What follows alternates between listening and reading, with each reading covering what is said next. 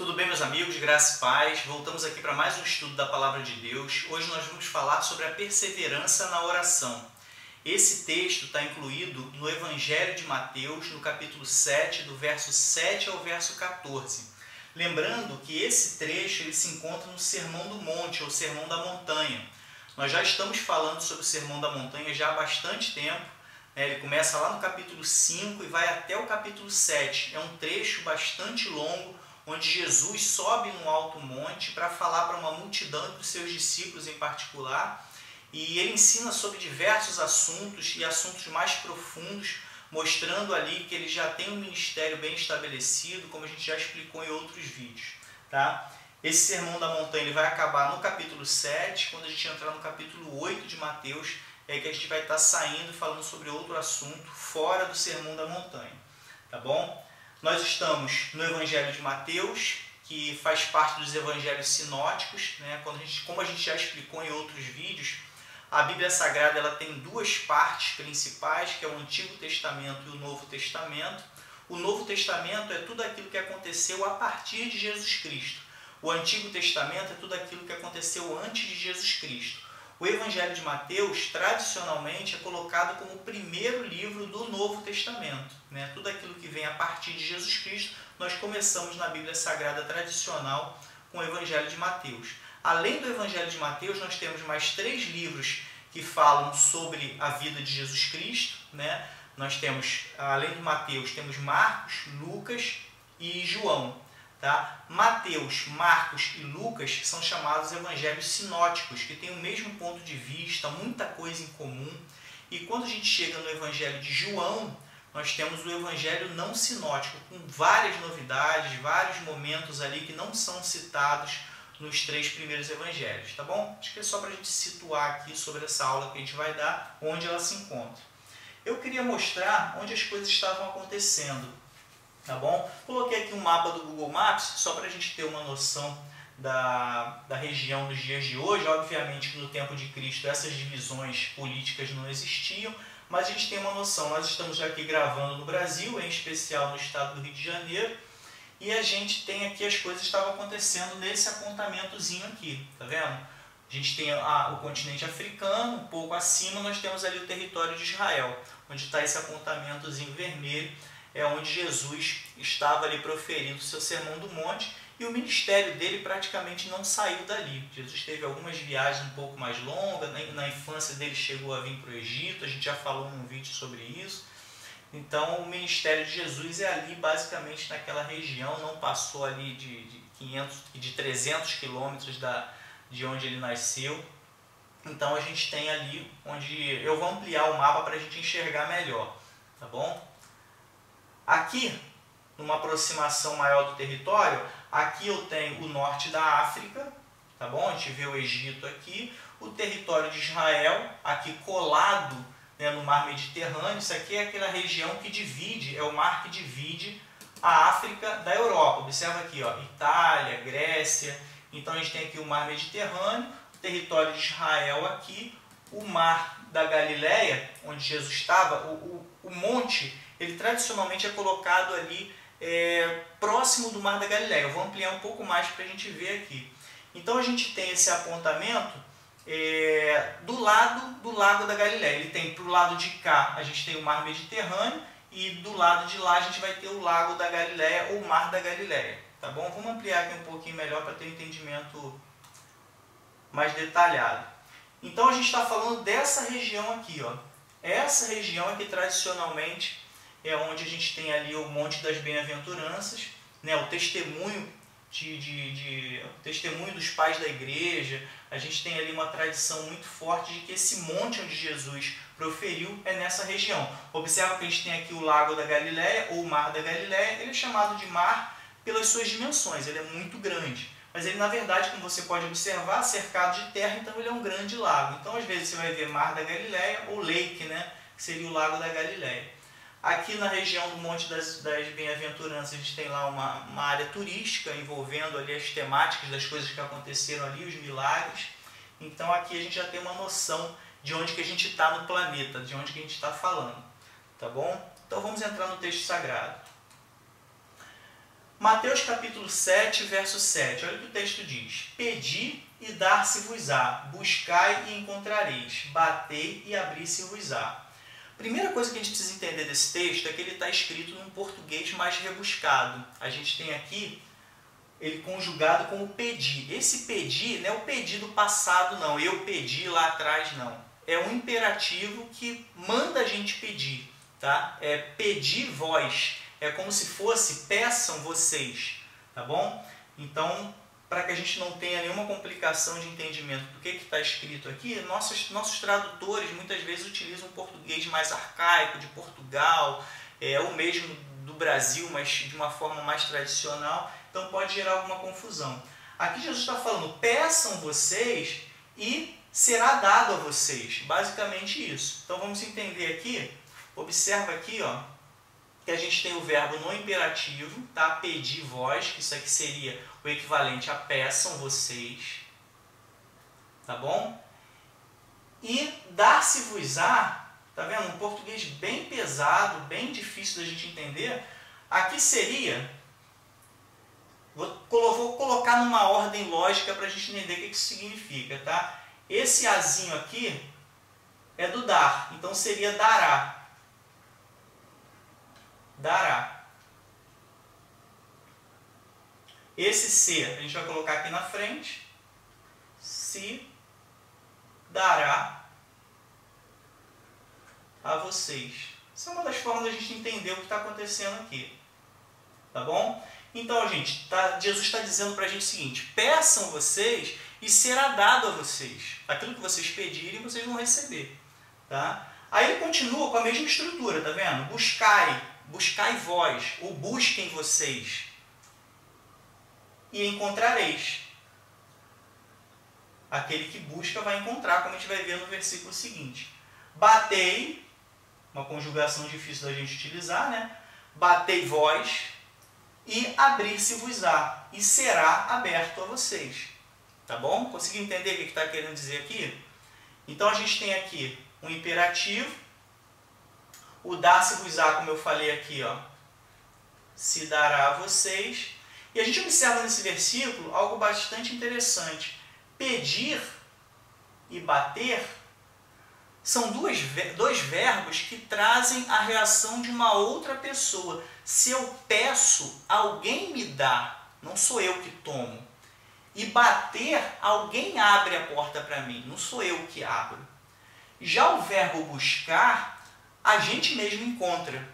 Então Jesus colocou uma situação em que aquilo que nós fazemos, em dois momentos nós recebemos, e apenas um a gente age e acaba conquistando aquilo, alcançando.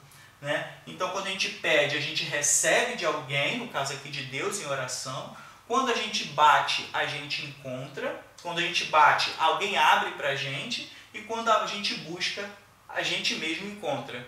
Tá bom? Achei bastante interessante aqui a gente observar. São detalhes que uma leitura sem muita atenção na Bíblia, a gente passa batido nesses detalhes, mas é bom que a gente entenda a estrutura da oração. Observa que existe uma ordem crescente nos ensinamentos aqui de Jesus. Observa o seguinte aqui, ó. A gente tem, primeira coisa, peça. Vou botar aqui, ó, pedir. Vou botar um degrauzinho aqui. Pedir, eu basicamente não faço nada, apenas falo. Olha só a ordem que está. Primeiro eu somente falo. Depois eu vou colocar um degrauzinho aqui, ó. Olha como é que a oração ela tem níveis durante o teu relacionamento com Deus. A partir do meu pedido, eu faço alguma coisa. Buscai. Buscar precisa que eu vá em direção. No meu relacionamento com Deus, eu não somente falo aquilo que eu quero que Deus faça por mim, ou aquilo que eu preciso que Deus faça por mim. Eu vou em direção a Ele, que seria a busca. Aí depois aqui nesse segundo degrauzinho, vou botar aqui, ó. Buscar. A gente pede, onde a gente só fala. Agora eu já vou em direção a Deus. E a terceira etapa aqui, que Jesus coloca em ordem crescente, seria o bater. Uma vez que eu fui ao encontro de Deus, eu bato. Ele faz essa semelhança com a porta, né? Que a gente bate e alguém vai lá e abre. Eu não bato e saio entrando, invadindo. Eu bato e aguardo que Deus abra aquela porta para mim. Então, não sei se vocês conseguem perceber, mas existe uma gradação de atitudes nossas. No primeiro momento eu só falo, no outro eu vou em direção e depois eu faço alguma coisa realmente para conseguir aquilo diante de Deus. Eu bato e aguardo que Deus abra para mim aquela porta. Tá bom? Então, como eu falei, alguns detalhes aqui que podem passar batido, a gente sem muito critério, numa leitura superficial das Escrituras, leituras rápidas que alguns fazem para terminar logo a Bíblia, a gente não consegue perceber essa dinâmica, esses detalhes que Jesus deixou de exemplo para a gente durante a oração. Então vamos seguir.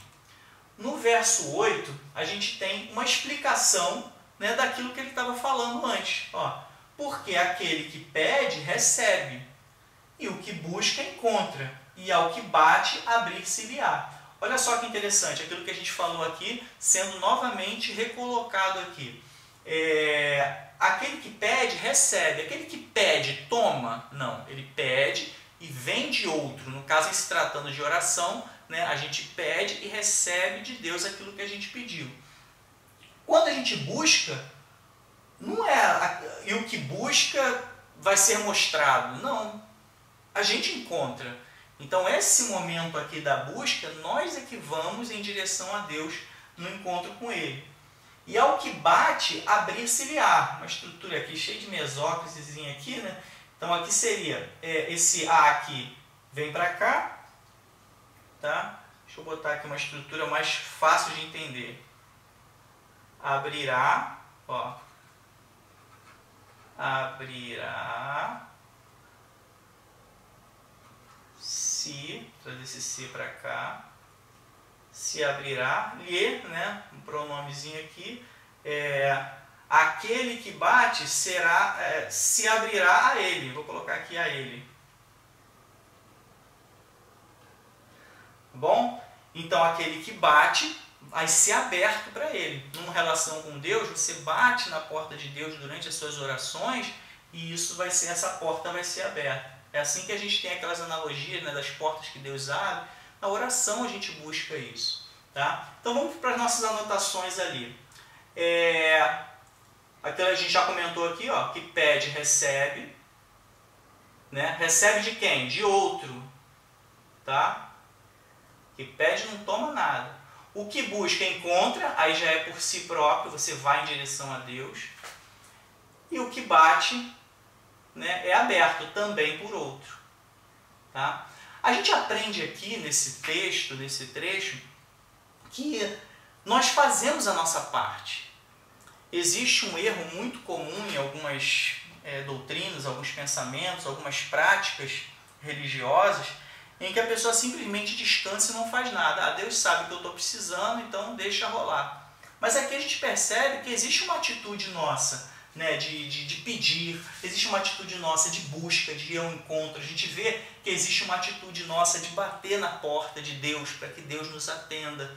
Né? Então a gente vê que a gente faz a nossa parte, pedir, buscar e bater. E dentre essas atitudes nossas aqui, em uma nós realizamos, que é quando nós encontramos Deus, parte da gente, e outra é o que Deus realiza, que é a entrega, quando nós pedimos, e a porta aberta, quando nós batemos. Então é bom que a gente entenda essa dinâmica, né, esses detalhes no processo de oração, no processo de relacionamento com Deus. Tá? E a gente parte aqui, Mateus capítulo 7, verso 9, Jesus vai falar o seguinte: e qual dentre vós é o homem que, pedindo-lhe pão o seu filho, lhe dará uma pedra? Primeiro que a gente tem que perceber aqui, eu vou logo aqui para baixo, existe uma semelhança sutil entre pão e pedra. Tá? Se você pensar num pãozinho, né, pequeno, redondinho, você lembra uma pedra ali. Mas qual dentre vós, ele fala para a gente, que o seu filho está precisando de um alimento, está pedindo pão, vai dar uma pedra? Qual de nós seria capaz de fazer algo desse tipo? Se nosso filho ou nossa filha necessita de alimento, a gente vai dar aquele alimento que é necessário a ela. Ou eu dou, ou eu não dou. Eu posso dar, claro, se eu tiver, Agora, se eu não tenho, eu não dou aquele pão, mas dou um outro alimento, que é aquilo que ela precisa. Agora, uma coisa que eu não vou fazer, que é exatamente a colocação da pergunta aqui, eu não vou dar algo no lugar daquilo ali que vai fazer mal, ainda que pareça com aquilo que vai fazer o bem. Eu não vou pegar algo semelhante para enganar o meu filho. Já adiantando, a intenção de Jesus Cristo aqui é fazer uma comparação com o próprio Deus. Mais na frente a gente vai ver ele dizendo o seguinte: bom, se você é capaz de fazer isso, fazer o bem mesmo sendo mal, imagina Deus que é bom. Então a gente vai chegar nesse trecho daqui a pouco. Então aqui no momento ele só está fazendo umas perguntas com relação ao pedido, né? Você é capaz de dar algo ruim para o seu filho, mesmo você sendo mal, você é capaz de dar algo ruim para o seu filho, algo que vai prejudicar ele? Uma pedra não vai digerir, você vai arrumar um problema se seu filho comer pedra no lugar de pão. Então ele faz essa pergunta: qual dentre vós é o homem que, pedindo-lhe pão, o seu filho lhe dará uma pedra? Jesus vai utilizar aqui uma figura de exagero, né? E esse exagero ele coloca aqui para uma melhor compreensão. Às vezes, para um entendimento melhor, é melhor a gente ir no limite, né? Porque se ele fala, por exemplo, aqui, qual dentre vós é o homem que, pedindo pão, o seu filho, lhe dará outra coisa? Não ia alcançar o que ele está querendo dizer, que é a comparação com Cristo. Porque dá outra coisa, eu poderia dar outra coisa. Meu filho pede pão, está com fome, não tenho pão, eu dou peixe. Então ele não usa uma outra expressão, ele vai direto no limite para a gente já entender que a contraposição aqui é entre a necessidade do filho, que é o pão, em contraposição, que é uma pedra que não vai sustentar ele como alimento. Tá bom? Então a gente vai entender melhor quando a gente chegar nos próximos versículos aqui, onde ele vai fazer a comparação com Deus. O versículo seguinte, verso 10, ele vai só reforçar aquela reflexão do versículo anterior. Ele dá um outro exemplo. Ao invés de fazer a comparação entre pão e pedra, ele vai fazer entre peixe e serpente. E, pedindo-lhe peixe, lhe dará uma serpente. Qual de vocês, homens, se o teu filho pedir um peixe, você vai dar uma serpente? Mais uma vez, a gente tem uma sutil semelhança entre peixe e serpente, né? Se você olha com peixe e uma serpente, você forçando ali, você consegue ver alguma semelhança. Talvez uma serpente lembre um peixe mais comprido, né? Aquela cabeça mais triangular, mais pontuda. Então você tem essa semelhança. Agora, mesmo parecendo, qual de nós, maus, pecadores, seríamos capazes de dar aos nossos filhos uma serpente no lugar de um peixe? Não só não vai alimentar o nosso filho, como vai envenená-lo, né? A gente vai prejudicar a saúde dele. Nós não somos capazes de fazer isso mesmo sendo pecadores. Então ele faz o reforço da reflexão que ele fez anteriormente, né? Apresenta que é a necessidade do filho novamente e o suprimento da necessidade. Se meu filho pede peixe, ou eu dou peixe ou eu não dou peixe, vou dar um outro alimento. Mas uma coisa eu sei, eu não vou dar uma serpente nem nada que vai fazer mal a ele. Bom, novo exagero, né? Ele vai de peixe para serpente, justamente como eu tentei explicar anteriormente, que é para facilitar a compreensão. Ele vai nos limites. Ó, peixe alimenta, serpente envenena. Tá? Menos do que esse exagero poderia gerar dúvidas. As pessoas poderiam interpretar mal onde ele queria chegar. Tá? Então, sabiamente, ele vai logo nos extremos para não ter dúvida do que ele quer ensinar. Tá bom? Aí aqui, no verso 11, a gente vai ter uma comparação com Deus. Se vós, né, a gente aqui, nós pecadores, se vós, sendo maus, sabeis dar boas coisas aos vossos filhos, quanto mais vosso Pai que está nos céus dará bens aos que lhe pedirem. Então aqui a gente vê que ele estava querendo fazer essa comparação com Deus. Se nós, que somos pecadores, somos errantes, somos maus, temos essa natureza pecaminosa, essa natureza má dentro de nós, não somos capazes de dar aos nossos filhos algo que vai fazer mal para ele, imagina Deus, que está lá no céu, que é pleno em bondade. O que ele não seria capaz de dar a nós quando a gente pede em oração, né? Nesse versículo a gente pega aqui que nós somos maus, tá? Isso é um ponto fundamental. Nós temos uma natureza pecaminosa, tá? A natureza humana, ela tem pecado. Não adianta se enganar achando que você não tem pecado, todos nós somos pecadores. Mas ainda assim, nós fazemos o bem e damos coisas boas. Aí qual é a questão que ele coloca nesse versículo? Imagina Deus que é bom. Se nós, humanos, fazemos o bem e fazemos coisas boas, mesmo tendo uma natureza pecaminosa, imagina Deus que é bom. O quanto Ele não é capaz e o quanto Ele não é dado a fazer o bem por nós, né? A gente tem aqui o pedir e dar-se-vos-á. A gente pede e vai ser dado por Deus, como a gente aprendeu aqui. Então esse texto aqui, como a gente vê aqui, falando de dar, quando pede, está fazendo menção ao que ele estava falando no início do versículo. A gente pede e ele vai nos dar. Tá? Lembrando, uma atenção muito importante aqui, tá? Até escrevi a atenção aqui. A comparação aqui é com relação às necessidades. Deus vai dar tudo aquilo que a gente quer? Não. A comparação que ele faz anteriormente, o nosso filho precisa do alimento, nós damos o alimento. Deus vai dar aquele bem que nós precisamos ou que estiver ali em acordo com a vontade dele, tá bom? Dentro dos planos dele. Acho que vale até a gente abrir um parênteses aqui para essa expressão aqui, ó, que muitos conhecem. Em nome de Jesus.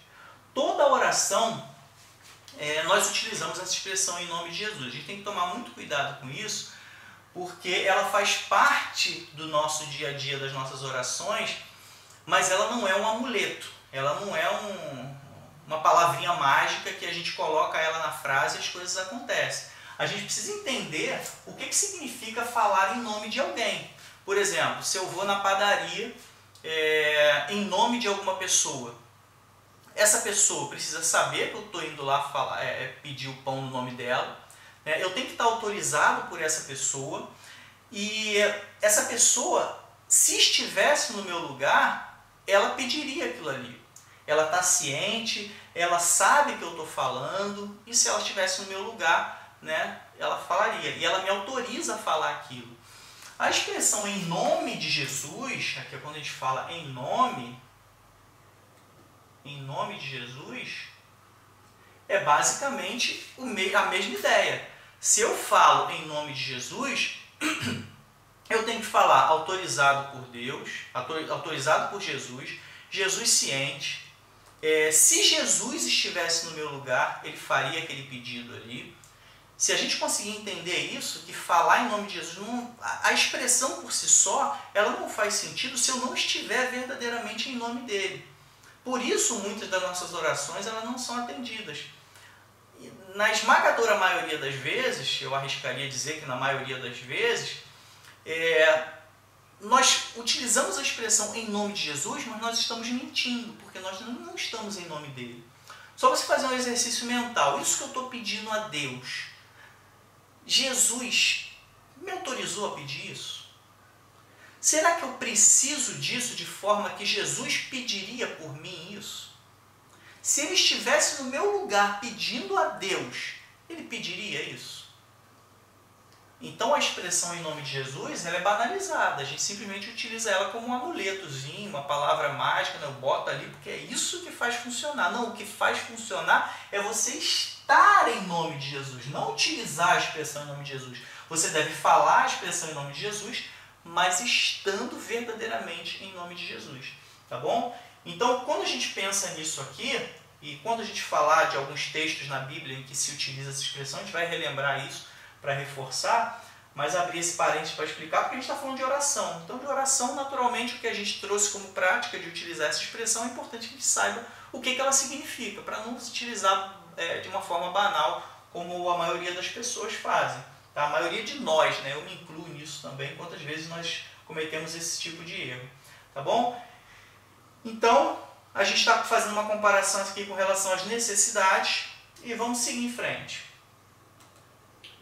No verso 12, diz o seguinte: portanto, tudo o que vós quereis que os homens vos façam, fazei-o também vós, porque esta é a lei e os profetas. Ele utiliza aqui, portanto, da ideia de que ele está retomando a ideia anterior, certo? Então ele fala, portanto, então ele está trazendo de novo a ideia do pedir, de dar, né? Aquela relação de pedir e dar. A gente pede para Deus e Deus nos dá. Mas a gente tem que lembrar que aquilo que a gente pede a Deus é honesto, é justo, é de bom conselho, que a gente também tenha esse mesmo favor em relação a outras pessoas. Será que aquilo que eu peço a Deus, quando alguém precisa e me pede, eu tenho essa retribuição de dar também, mesmo antes de ter recebido de Deus? Quando alguém me busca por alguma razão, porque precisa de mim, será que eu estou solícito a atender assim como eu quero que Deus me atenda? Quando alguém bate na minha porta querendo entrar, será que eu abro a porta para receber essa pessoa? Porta física mesmo da casa ou a porta de alguma relação profissional, uma relação amistosa? Será que a gente está nessa mesma predisposição? Então a gente retoma a ideia aqui, sabendo que a questão de pedir e receber, bater e abrir, buscar e encontrar, lembra que outras pessoas, da forma como você pede a Deus, bate na porta de Deus, da mesma forma que você busca a Deus, pedirão a você, tá? Baterão na sua porta, buscarão você. E é justo e honesto que a gente tenha essa predisposição, porque seria muito incorreto da nossa parte esperar que Deus faça pela gente, ou outras pessoas façam pela gente também, aquilo que nós não somos capazes de fazer pelos outros. Tá bom? Nós temos uma relação com Deus, que é a base, né? Como a gente vê aqui no verso anterior, o nosso Pai que está nos céus vai dar coisas muito maiores para a gente, né? Isso é a base para a gente entender que esse tipo de pensamento tem que permear a nossa vida de forma que a gente também ofereça o melhor possível para as outras pessoas, tá? Se você quer, o ensinamento daqui é basicamente, você quer dos outros, tanto com relação a pessoas, que é o que está sendo sugerido aqui nesse versículo, quanto aquilo que a gente quer de Deus. Você quer de outros alguma coisa? Então que nós possamos dar também. Faça antes pelos outros. Antes faça pelos outros aquilo que você quer. Aí eu vou abrir um parênteses aqui, que é importante também comentar. Eu coloquei aqui, botei entre parênteses, Confúcio. Confúcio é um filósofo chinês que algumas pessoas vão pegar esse versículo aqui e vão falar, isso aí não é genuíno de Jesus. Confúcio, há quase 600 anos antes, 500 e poucos anos antes, já tinha falado algo parecido. Sim, é verdade. Confúcio, um grande filósofo chinês, educador, muito famoso entre os filósofos, ele falou algo muito semelhante a isso aqui antes de Jesus Cristo. A frase dele é basicamente transformando isso aqui numa forma negativa. Ele diz, não faça pelos outros aquilo que você não gostaria que fizesse com você. Basicamente isso que ele diz. Então dá a impressão para a gente que essa frase não é genuína de Deus, né? Porque teve alguém que falou isso antes de Cristo. Então Jesus estaria copiando alguém, plagiando alguém. Eu já escutei comentários dessa natureza e a gente não pode esquecer que Jesus é antes de tudo. Por mais que alguém já tivesse falado uma verdade antes de Jesus Cristo aqui na Terra, lembra que antes dessa pessoa estar na Terra, Jesus né? Jesus, ele é o princípio de tudo. Todas as coisas foram feitas por meio dele, para ele e por ele. Então Jesus é o verbo, né? É o Logos de Deus que foi utilizado para criar todas as coisas no início do universo. Então qualquer verdade que tenha sido falada antes de Jesus Cristo, de alguma forma veio de Deus. De alguma forma uma verdade chegou até aquela pessoa, ainda que a gente cogite aqui a possibilidade daquela pessoa não ter tido contato direto com o Evangelho ou um contato direto com escrituras do Antigo Testamento. Tá? De alguma forma aquilo chegou até ela. Aí uma curiosidade que eu trago aqui, que eu acho bastante relevante, é que Confúcio teve um mestre. O mestre de Confúcio, ele criou uma religião chamada Taoísmo. Alguns já devem ter ouvido falar nessa religião. O taoísmo é uma religião que fala sobre um suposto caminho. Tao é caminho, o significado da palavra Tao é caminho.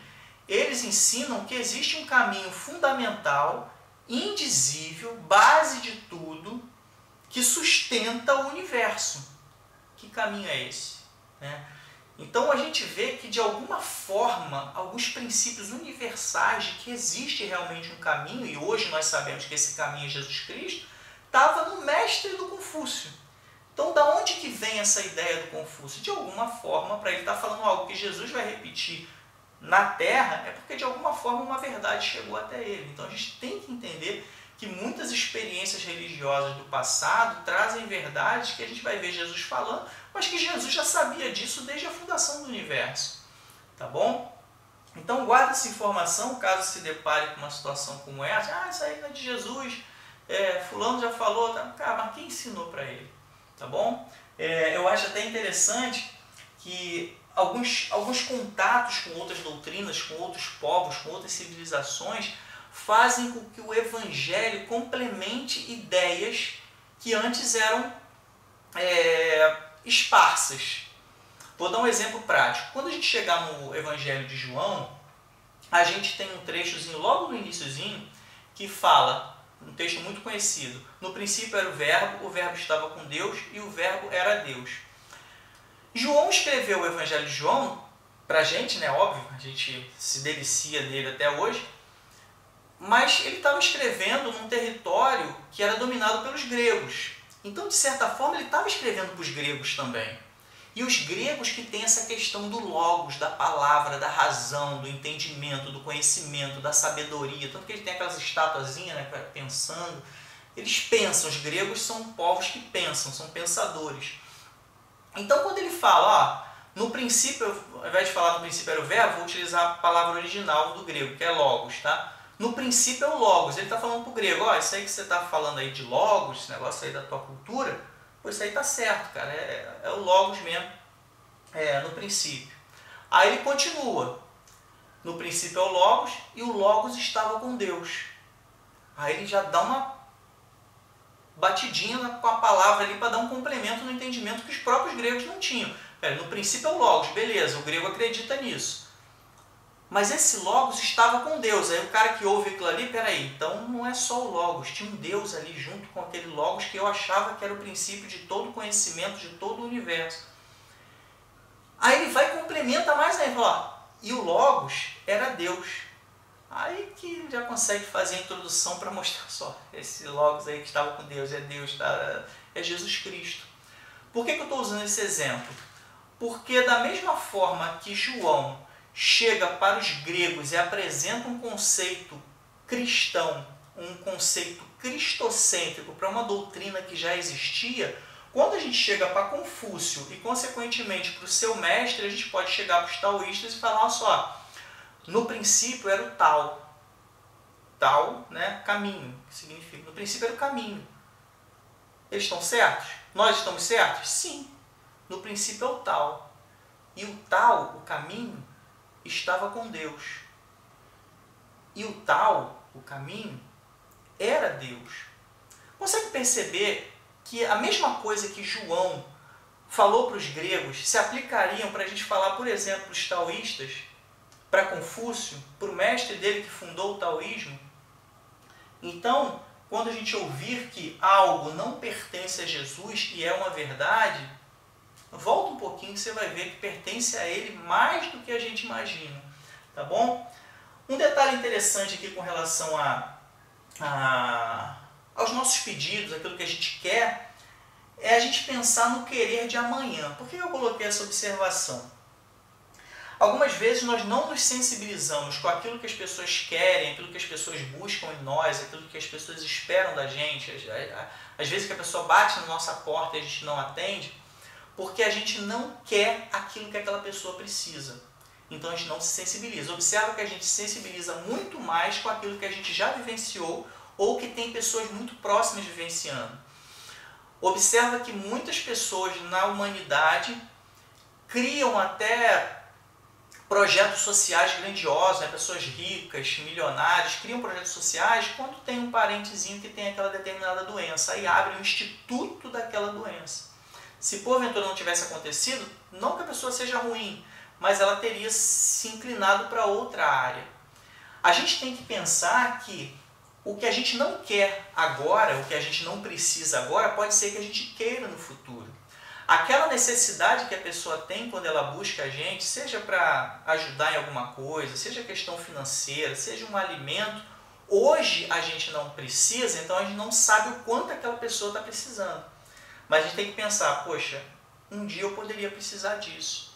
Aí isso faz com que a gente tenha misericórdia. A misericórdia é que nos leva a entender o sentimento dos outros. Misericórdia é uma junção de duas palavras ali, né? Miséria e córdia. Córdia é coração. É a gente levar para o nosso coração a miséria do outro. A gente pegar e colocar aquela miséria aqui dentro, eu sentir o que a pessoa está sentindo.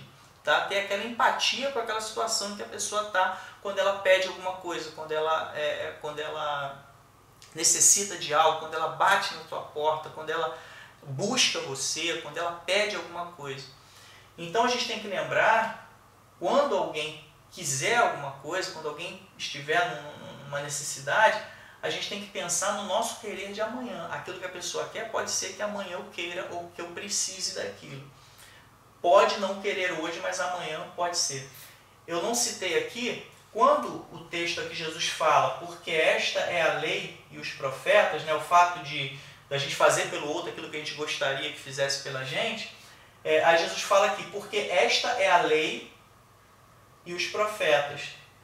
O que é isso aqui? Lei e os profetas é basicamente o Antigo Testamento.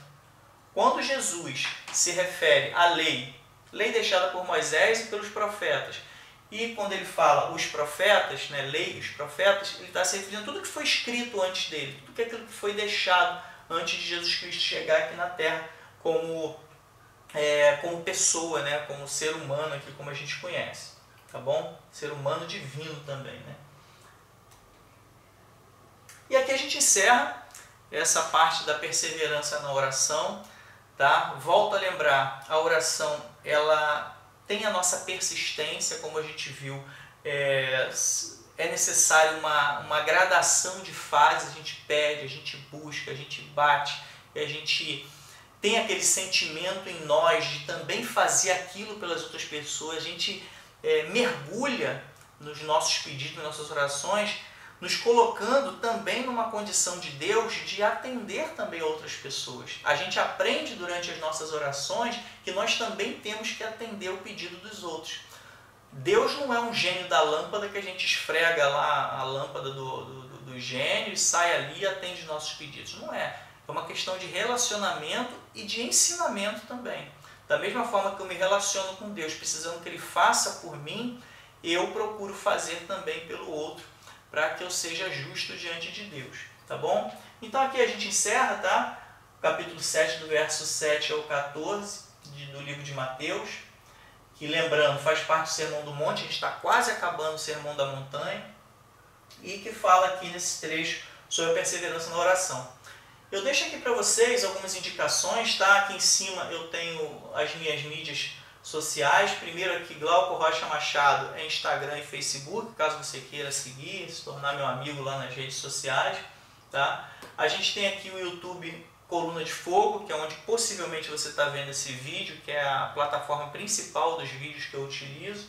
Peço que você se inscreva aí, tá? Se você porventura está vendo esse vídeo aí, não clicou para se inscrever, para curtir, para compartilhar. Isso não é só para ajudar a mim e a você não, é porque esse conteúdo, quando a gente tem interação, favorece que os algoritmos mandem para outras pessoas que buscam temáticas semelhantes. Então a gente acaba, com um simples gesto de comentar, de curtir, de seguir, você direciona os algoritmos para levar esse material para mais pessoas.